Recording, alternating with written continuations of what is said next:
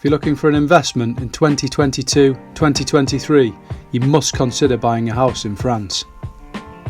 In a moment I'm going to tell you how much we bought our tiny house for, but please hit that subscribe button and like for more videos. First of all, if you didn't know, property in France is unbelievably cheap.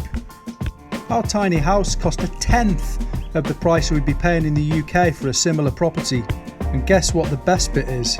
We'll have that house paid off fully in 3 years' time. Magical. No mortgage, no loans, no debt. And all those loans we had to scrimp and scrape for really were worth it. So you must consider buying a property in France in 2022-2023. And here's why. Property prices in France are rising and are set to rise even more in 2023. Properties in the southwest of France are seeing an increase of over 10% in property prices. Our house is in the southwest of France and has potentially high rental yields. With Airbnb and long-term rentals the key to success in this area, with the potential of a net income between £12,000 and £20,000 per year. There's a high demand for rentals in France. The migration of Northern Europeans is seeing house prices increase year on year.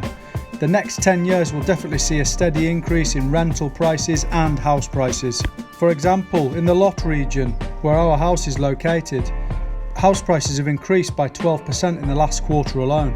West is best, as the French say, with house prices in Bordeaux increasing by 48% across the last 10 years. The infrastructure in southwest France is world leading, with solar and renewable technologies leading the way. It's just a no-brainer for a sound investment this year. And because houses are so cheap in France, the buy-to-let model really works. And the beauty about the southwest is you're never more than an hour away from a big airport. And this provides great links for holiday makers who may want to rent your property on Airbnb. And with the Olympics in Paris in 2024, whether you're looking for an old farmhouse, an old wreck, up a mountain or a new apartment, all are great potential investments in 2022.